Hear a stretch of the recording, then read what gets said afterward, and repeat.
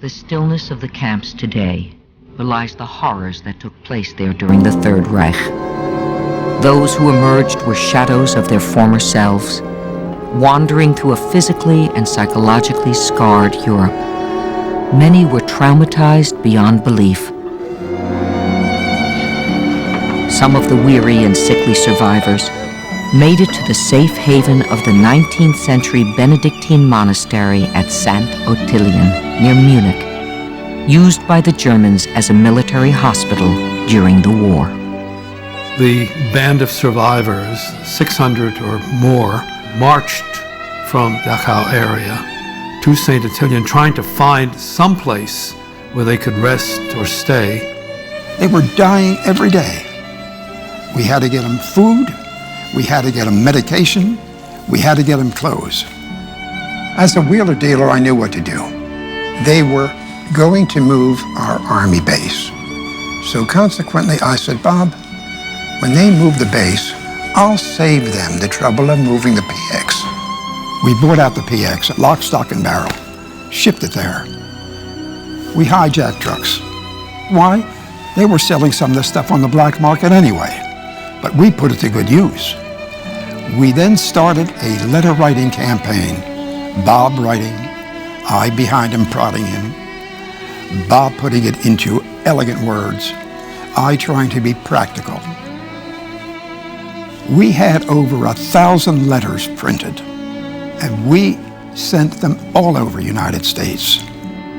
We wrote a letter accusing the American people of continued genocide by letting these hundreds and thousands of survivors continuing to die because they got no help from anywhere, including the American military government.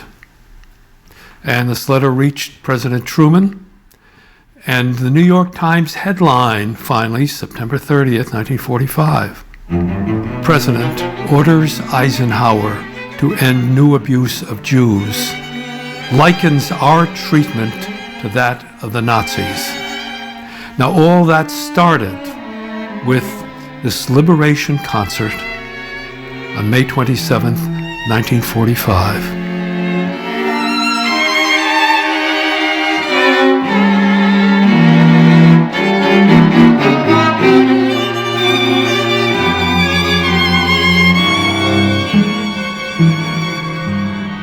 The Jewish musicians who performed in the Displaced Persons Orchestra came from an elaborate musical tradition that was co-opted by the Nazis. During the Third Reich and in its wake, music was an expression that emerged ironically from the soul of the oppressors as well as that of their victims. Its universal language had a myriad of performers cutting across a wide variety of settings.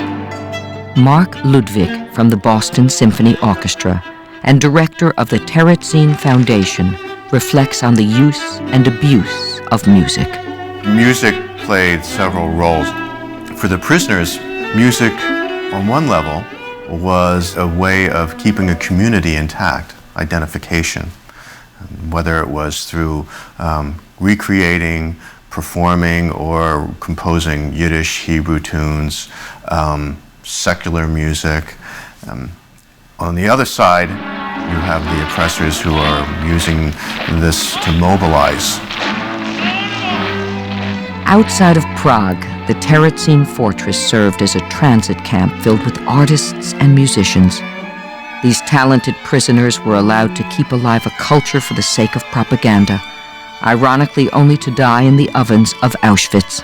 Terezin, which was originally a garrison town, became in late 1941 a concentration camp, really a collection point, if you will, for Western and Central European Jews who would eventually be sent to the death camps.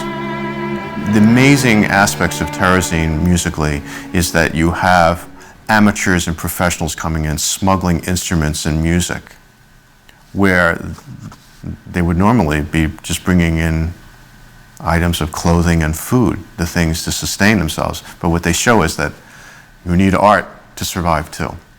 And then in the context of a concentration camp, they're creating music for not only the prisoners, but I believe future generations of performing artists and audience members. It's not only classical content, you're talking ghetto swingers, jazz bands, pop music, So there's a real array of styles, and it's a real testimony to the power of music. We did have music in practically every camp, and the music was performed when we were marching to work, coming home, which is not so bad, but the worst part was during executions. And I particularly remember one, and there were many. An old man and a young boy were hanged on the gallows. We were standing for hours on the roll call, and then the execution took place. The boy was punished for singing a Russian song, and the man because he attempted to commit suicide. And that was totally unacceptable. We were only allowed to die when our masters chose the time for us. And yet, just as they use music to mobilize their people, their nation, they also use music to mobilize the prisoners, or force them, if you will. And then the prisoners, in their own way, their own courageous determination, turn around and use their creative juices to create music, to perform music, and to take those risks for their own identity. They fly in the face of all the things that the Nazis represent. It's rather extraordinary. This is what Europe's like now that the war is over and the Germans are beaten. These are a few of the millions of people who were once labor slaves of the Nazis and who are now trying desperately to get home. Home to a little farm in Poland. Home to a tiny coastal village in Normandy. Home to Leningrad, 3,000 miles away. To the Allied military government, they're known as displaced persons. And not until they reach their various countries will there again be order in Europe. At the close of the war in Europe, refugees tried to make their way back home. Unlike many other European refugees, the Jews had no safe refuge to which they could return. Pogroms still raged. I don't think that any American could ever imagine what it feels like to be stateless. Staatenlos. Stateless means that you have no country, no one to protect you. We felt very abandoned. We had lived through so much, and we have suffered so much, and we lost so much. As an American soldier in Germany at the Liberation, Bob Hilliard witnessed the cortege of displaced persons, now homeless. When I arrived at St. Attilian in my Jeep, I parked at the edge of a fairly open field. There were buildings nearby, and it was a big open space. And I walked up to where there was a stage. And on the stage were a group of musicians, maybe 12 or 15. I sat down, and people who were at St. Attilian, survivors of the camps, most of them ill, sick, dying, sat on benches, those who could walk and sit. Some were carried or helped to walk by other survivors. Some of them came to this concert and just lie down on the ground. They walked a step at a time because they couldn't walk any better or faster. And I sat there and looked at these survivors. The first time I'd seen a large group like that. Well, the orchestra started playing Grieg, Bizet, Kol Nidre, and there was a lovely young woman who sang. Henny Damashkin sang Ich bach heim. I want to see my home again. When the orchestra started playing, and I looked at the survivors and the horrible condition that they still were in after the concentration camps, I had to turn my head, took out my handkerchief, wiped my eyes. I felt strange, as if I didn't want anybody to see a tough American soldier crying. And the sight of these people and the thought of what they had gone through affected me greatly.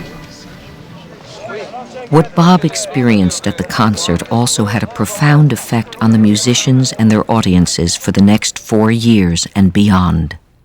From the moving concert following the liberation through the next year, the 15 or so musicians sponsored by the Joint Distribution Committee brought tears and smiles, life and hope to the displaced persons camps, sanitariums, and American Army bases.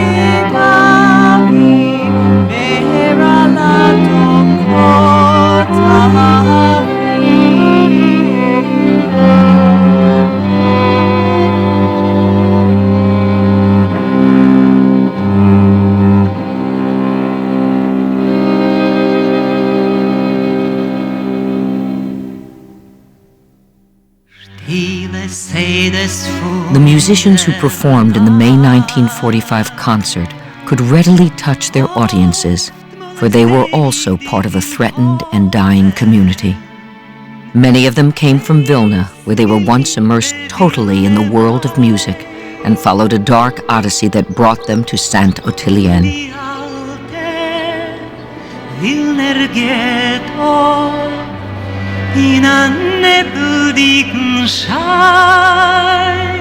Vilna had a Jewish community of about 80,000, but it was a cultural center of a much, much larger community. And since it had schools, it had conservatory, there was a Vilna Philharmonic and so on, so people were coming to study in Vilna from all the surrounding area. It must have been at least about 1 million Jews. So Vilna has somehow concentrated a lot of talent. And there were two Jewish cultures. There was a Yiddish culture and a Hebrew culture. So you had, of course, two choirs. And you had violinists who were playing in Hebrew and violinists who were playing in Yiddish. This was the strength. This is why Vilna was actually called the Jerusalem of Lithuania. And there was certainly in that time much more culture in Vilna than there was in Jerusalem. Sonia Becker's mother, Fanny, and Rita Lerner's mother, Henny Dermashkin, came out of this dynamic musical setting in Vilna. Even after the Jews were forced from their homes and into the ghetto, Fanny and Henny continued to perform. The Dermashkin family was a very musical family. People said even the walls were musical in their home. Life in Vilna was a very happy life. There was a lot of culture and music, and they were a very close family. Life was very happy. Her brother, Wolf Dermashkin, was a child prodigy in piano. At the age of 6, he was already performing in concerts. He became a very well-known and well-loved conductor and composer in pre-war Vilna. He became the conductor of the Vilna Symphony Orchestra and was a leader in music in the ghetto. He created a 100-voice choir and wrote music for them in Hebrew, and they performed. My mother's whole life revolved around music, and to my mother, sharing her gift and her talent with her fellow survivors was her way of uplifting their spirits. She sang a lot of the songs that they loved hearing and could relate to, that were written in the ghettos I Long for Home, Ich will a Heim, Ghetto, I Will Never Forget You. The song pretty much says that I'd like to go home one more time just to see my home. And most of them lost their homes. And these were songs that were very meaningful to them and very much part of what they felt at the time. And she could convey her songs in a very unique way. In these terrible conditions, music, beginning of culture, will give the people a lift, because you can't always live with this pain, and a lot of people lost so many people in their families. Wir stehen bei der Wand und steht das Herz euch auf der Klemke mit der abgelosten Hand wie bei einer weinenden Gewerbe und es gucken Augen starr schneiden ein sich in der Weitkeit und es blit in sie der Zar an Ewigkeit. Ghetto, dich vergessen will ich keinmal nie. Eicho, ist dein treuerig, dein einzig Lieb. The terrible thing was the crowding of those 7 streets that were the ghetto. We were sent to the ghetto. My father was already in a camp somewhere. He was cutting turf. And my mother and I were sent to the ghetto. All the Jews of Vilna were sent to those 7 streets. So it was absolutely impossible even to find room in a room to sit. The crowding was absolutely terrible. Once in the ghetto, sadness and hunger prevailed. Yet from their empty hearts came music to uplift their spirits. Culture withstood the incarceration in the prison. Sonia Becker describes the scene in her mother's words. Little by little, we livened up the ghetto. We brought in music and established a theater. Wolf was the first to start a symphony orchestra and arranged a Hebrew choir. He never lost his love of music, and nothing stopped him, not hunger nor the threat of death.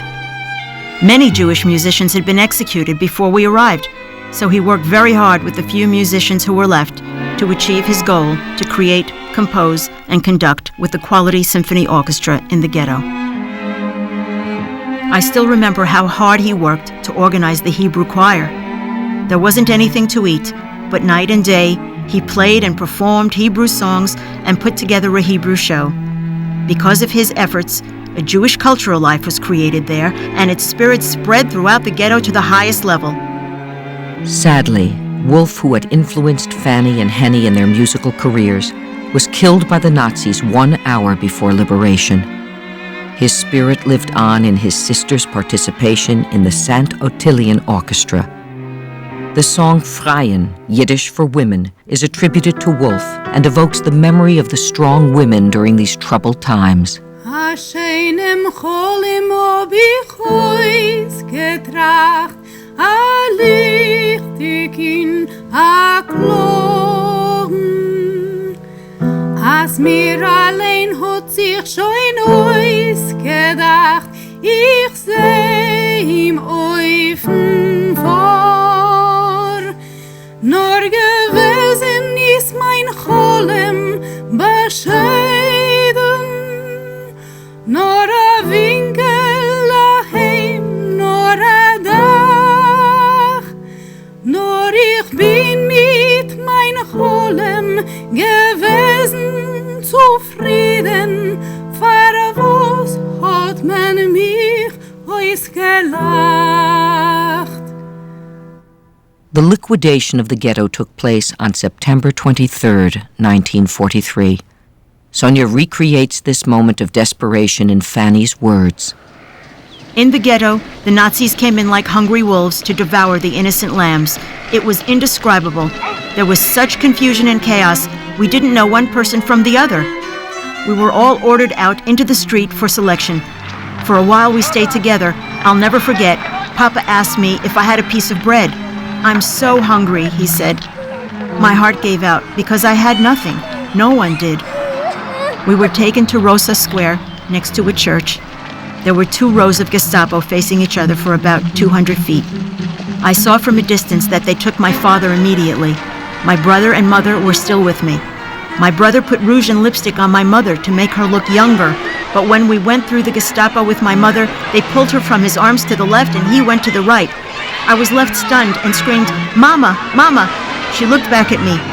The Gestapo hit her to make her keep going. One of them hit me to go to the right. These were the last moments I saw my dear mother, father, and brother. My heart broke with pain. We didn't know what would happen to us or to them, but it didn't take long for us to find out. The men were sent out separately. The older women went left, and the young women, my sister and I, went to the right. Right was the path to work, left to death. The older men went to wagons with the older women. The young men went to work. My eyes were swollen with tears, day and night. In 1943, Henny Dermashkin came from the Vilna ghetto to Dachau, where she was forced by the SS to perform. At the age of 15, Henny sang Schubert and ghetto songs for the SS and the prisoners. The Nazis asked them who knows how to play because they were bored. They also needed some entertainment. So this is how they started. And when we came, they heard that I was singing because I sang in the other camp. So they right away told me, and I had to go out and sing. And I didn't want to sing. They were trembling, you know. And they said, "You better go because this is an order from the Nazis." So I went. And this is how we started. First time I sang only this one song, but then I started singing more and more. And then I remembered all the lyrics to the ghetto songs in Vilna. And this is how I made them popular because there were no singers left after all this, and very few people memorized the words. So I was lucky that I did remember it. The people, they were skin and bones. She had to perform, and they called them the Muselmen, which were the men, she said, and with their hollow cheeks. It was so hard, but she gave them her best just to perform in front of the survivors. She had to do it, and then actually they went from camp to camp. They started music and performed even in the concentration camp. Henny and Fanny made it to the St. Ottilien Hospital from Dachau just prior to liberation. Following a grueling death march, they were not yet saved. Fanny's certificate notes that she was treated at the hospital on May 23, 1945.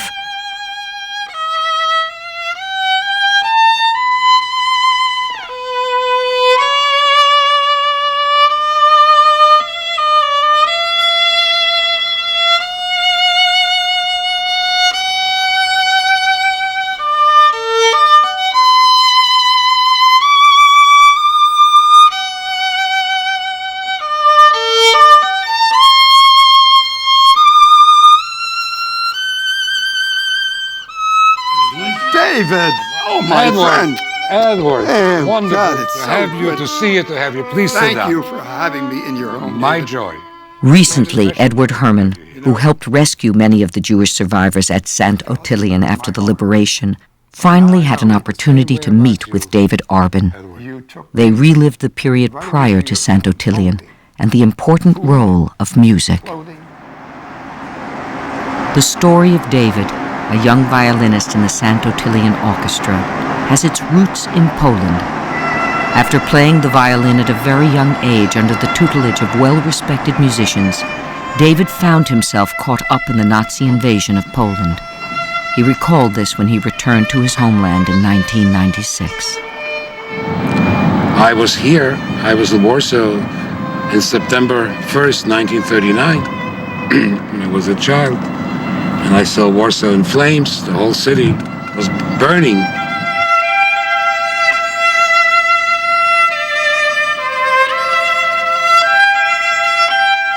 I'm now at the Nozików Synagogue in Warsaw, Poland.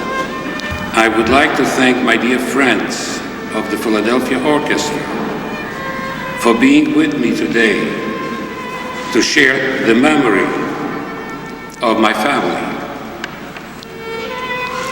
It was 56 years ago that our family was separated by the Nazis to never see them again. It is on this soil that my entire family was murdered. Their only crime was being Jewish. It is here that I feel close to my family. Spiritually, I feel them.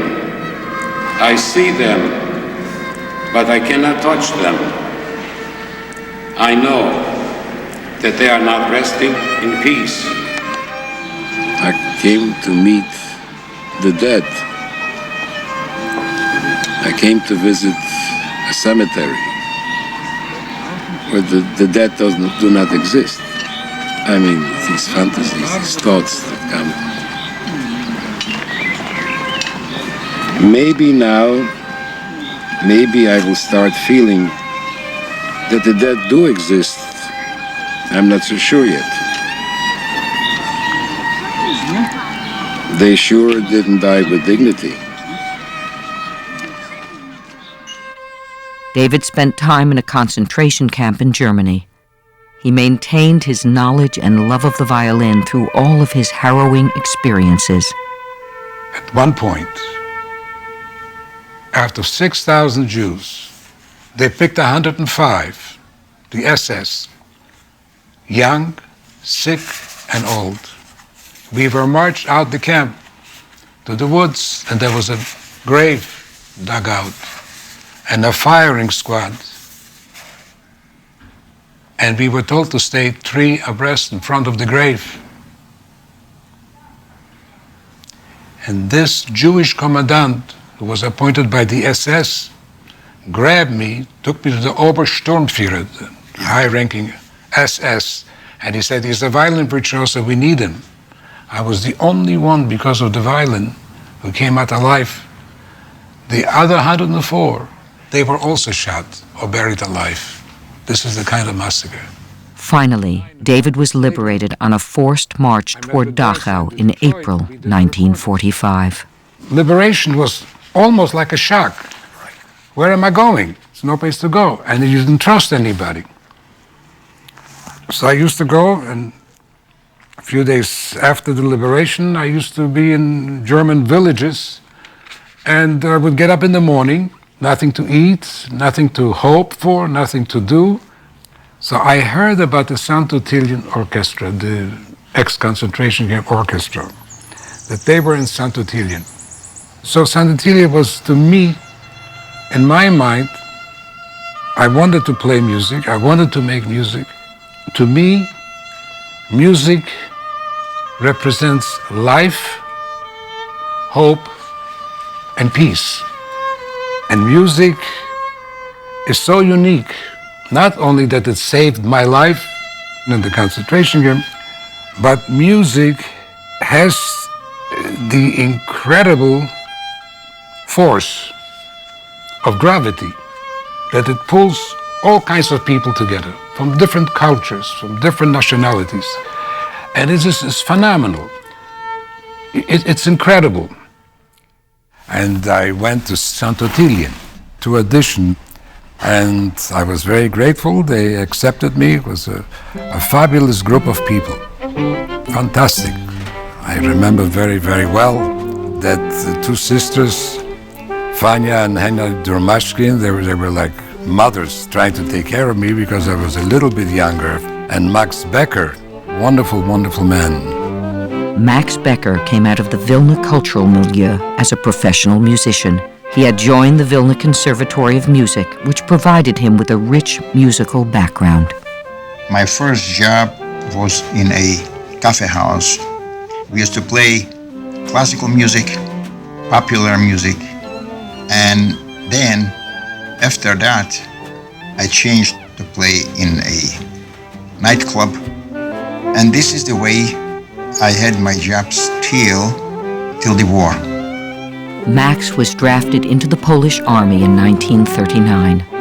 Captured by the Germans, he ended up as a prisoner of war at Stalag 8A in Gorlitz, near Silesia. They kept me there for about 2.5 to 3 years. In the respect of prisoners of war, life stabilized, and the French and Belgians, they started to form an orchestra from about 45 musicians. They were choosing me as the concertmaster, the orchestra.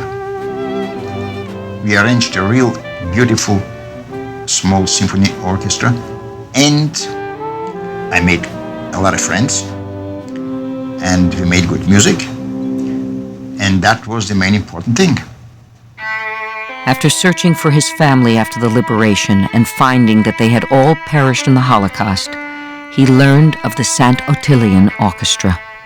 Somebody told me that there is in a camp somewhere an orchestra, and also musicians from Vilna that I know. So I went there, and there I met Mommy. Both my mom and my dad came from musical families in Vilna. She was a very, very modest, soft-spoken person. She was a musician through and through in those years, and that's what she grew up with. She performed as a young woman in Vilna. She had concerts. She studied with teachers, music teachers, piano teachers, and she would accompany people who came to the house, as well as her brother, and she would practice, and this was what their lives were about. Michael Hofmeckler from Vilna, then Kovno, became the conductor. Dr. Zalman Grinberg, the doctor who cared for the patients at St. Ottilien, invited Yasha Gurewitz to act as manager of the orchestra. And we had, clarinet and flute and first violin, Max Becker, the violin.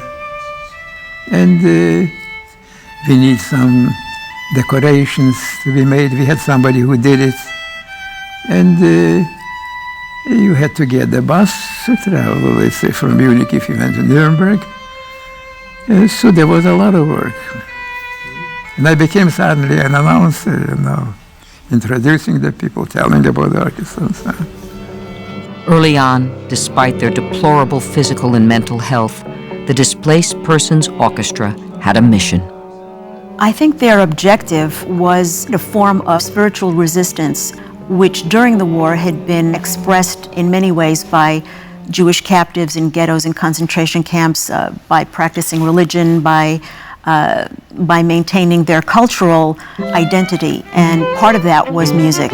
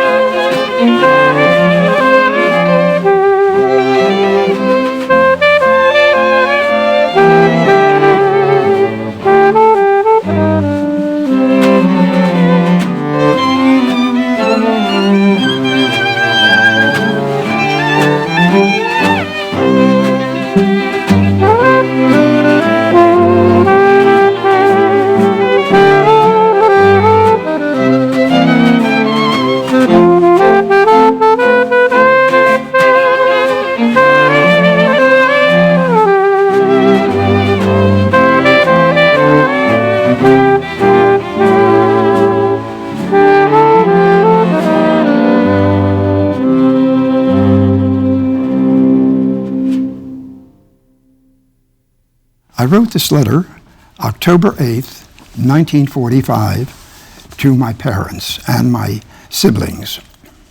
Dearest folks, last evening was spent very enjoyably. In fact, surprisingly so. We made one of our goodwill visits to St. Ottilien. Last night was concert night. Yes, St. Ottilien have their own orchestra. The highlight of the evening was a number sung by an attractive young lady I found out was Henny Damarskin, accompanied by her sister on the piano, Fanny Damarskin, she sang a song, I Do Not Care to Wander. This is an original song full of spice and vinegar. It's a cynical ballad which takes shots and socks and mocks UNRWA and JDC. Really, it brought the house down. Thank God our people have not forgotten how to laugh. This is a sign of strength and character. Their music is important. Love, Edward. I was deeply impressed with Henny Damarskin and Fanny, her sister. They played from their heart and their souls. The St. Ottilian Jewish Orchestra grew in popularity, appearing throughout Bavaria. On November 14, 1945, the Jewish Orchestra at the Town Theater in Landsberg offered a program of Grieg, Brahms, Offenbach, and Rossini, along with several folk songs. Then, in 1946, the orchestra moved to Fürstenfeldbruck, continuing their goodwill tours in southern Germany, lifting the morale of a people stalled by red tape and politics, waiting, waiting, and ever waiting. Waiting was tough. We spent most of our lives in those days waiting. People waited to hear from relatives, because you had to have blood relatives to come, let's say, to the United States. Someone who could guarantee that you will not be a burden to the government. That's exactly how it was put. People would stand there for hours hoping that we heard from someone, that the paper did come through, or we waited for them to see if they got their individual mail and maybe something. So it was very hard to all that waiting. A spirit of hope and camaraderie grew within the orchestra. Music, humor, and memories inextricably linked them together. There were more than just musicians in an orchestra. They became friends. They became almost like family. They had lost everyone, and here they were, and they had so much in common. They had their music in common. They had their Jewish backgrounds and war experiences in common. And I think that they bonded very, very closely. They lost their homes, they lost their families, they lost their careers, and yet there was something in them that compelled them to continue. The artists needed to express themselves, and after the war, they had to go within themselves and find the songs to sing inside of them to express how they felt. After a time, we moved to Fürstenfeldbruck. We stayed in a hotel zur Post, and there was a few Jews, there was a little Jewish community, and we had a room to gather for Saturday night, and it was filled with smoke, filled with noise. And Saturday night they would hire an accordionist and a violinist to play. They could dance or do something or carry on or just make noise. They had a bus, a kind of signature bus that they traveled in, and they went to various sanitariums in the area. They performed for the American troops. They went to Munich and various other cities in the area. On May 7, 1946, the orchestra played at the Nuremberg Opera House. In their concentration camp uniforms, they performed Offenbach, Rossini, and folk songs from the ghetto. Yasha Gurewitz was present. And I became very friendly with the Jewish captain. He was connected with a great trial, Nuremberg trials. This was a trial of Goering, of the great ones. I was sitting there, and I was looking down as the killers of my parents. We also appeared at the International Tribunal in Nuremberg when the Nazis were on trial. We played for the media from all over the world, and we wore concentration camp uniforms while we were on stage.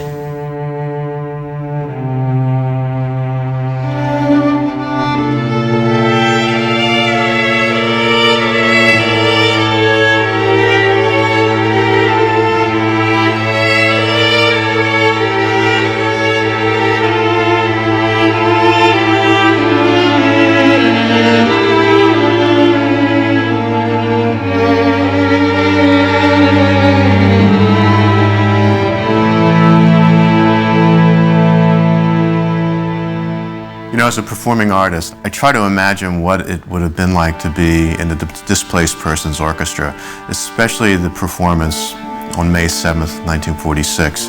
Really, a year to the day after liberation, they're performing in Germany in the Nuremberg Opera House, where just years ago as a Jew you would not have been allowed to perform.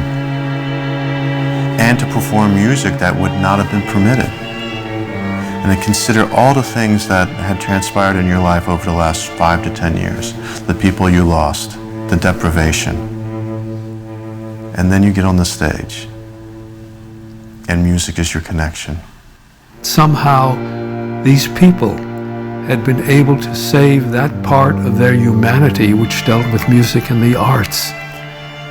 And the people there watching reacted with a harmony, a bringing together. Music was something they had been deprived of for years, and now they could find it mutually together, giving them a sense that, well, maybe it's over. Maybe we can live again. Maybe there is a real world for us once more.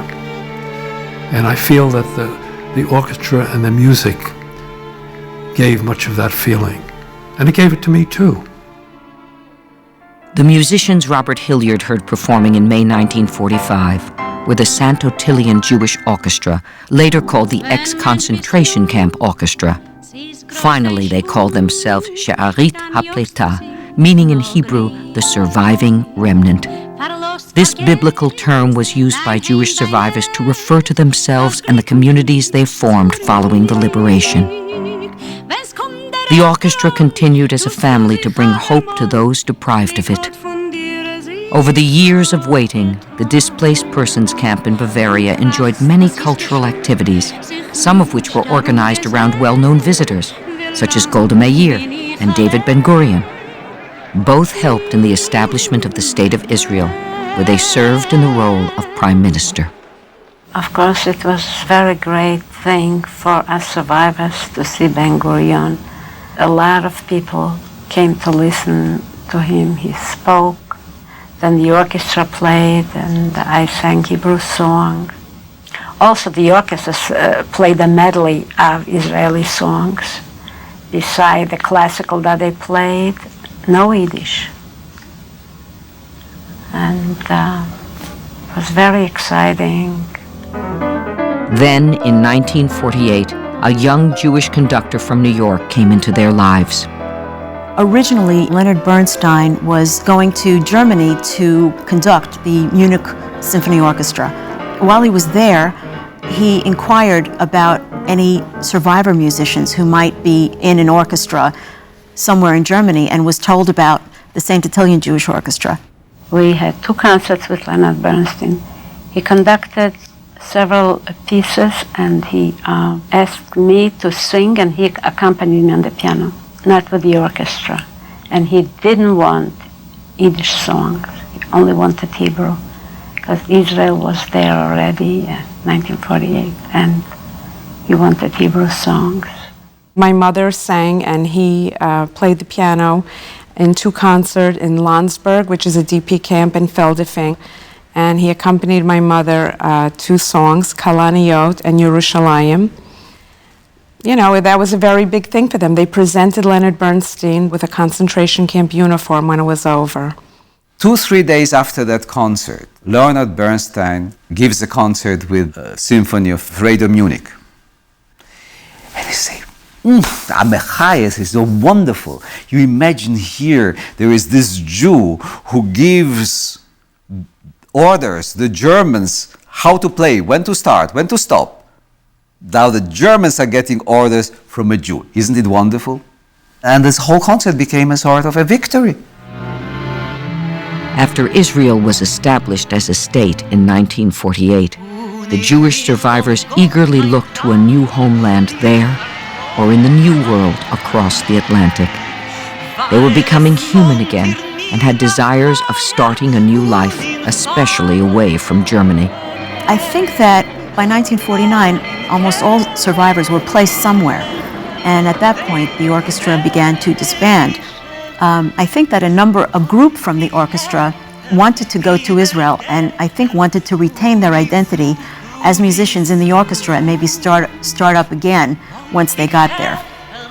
And I think my mother and Henya wanted to do that. My mother, after the war, she was offered opportunities for singing, but my mother got married and started having children. Though she did sing, she sang at the first commemoration at Queens College, and they said the students will never forget what a moving, beautiful concert my mother gave. A few years after, my mother and her sister Fanny, my mother sang and Fanny accompanied her on the piano.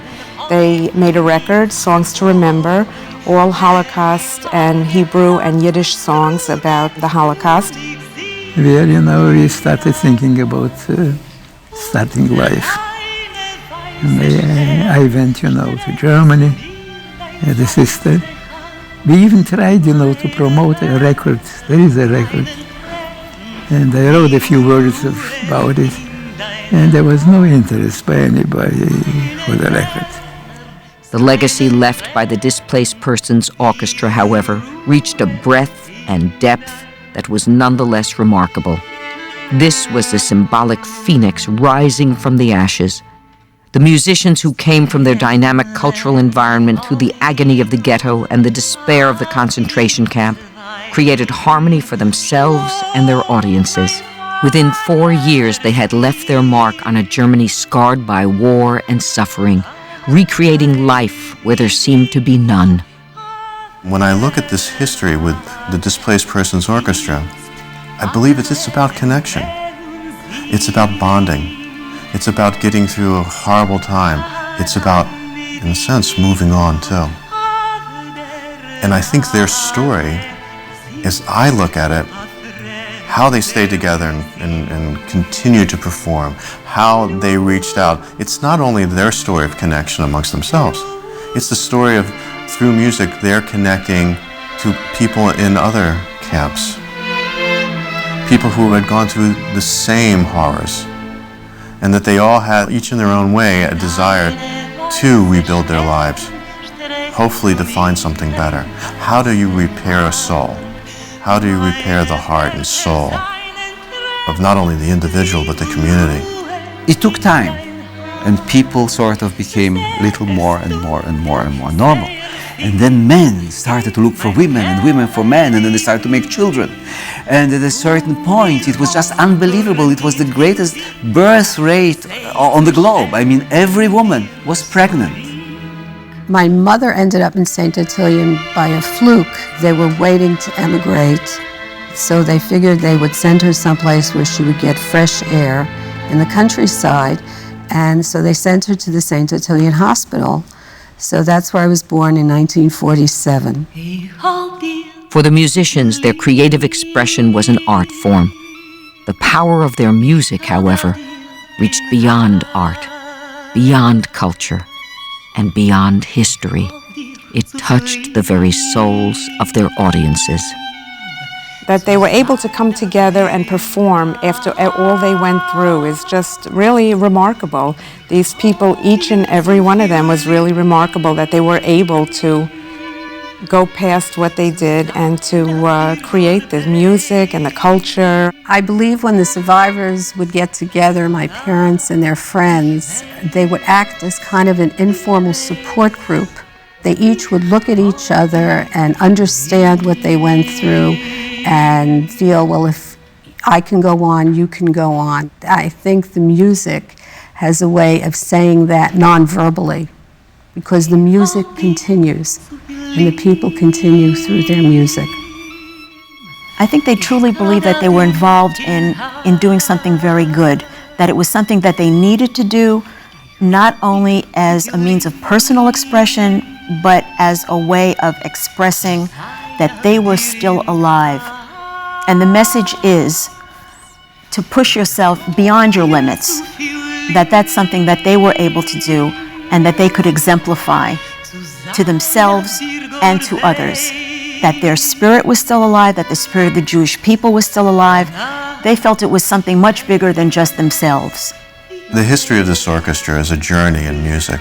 It's a journey in music and it's a journey in healing. Here are people who suffered immeasurably How do you digest what they just experienced over the years? How do you digest horrors unimaginable? And art is a place, whether it's literature, painting, music, drama, it's a place that can give you hope. It's about creating. Music serves as a means of escape, it's as a means of looking back to a better time, but I think it also looks forward. To create is an act of hope. It's not only the music, it's the spirit of creating it, and it's the spirit of the people who dare to perform it.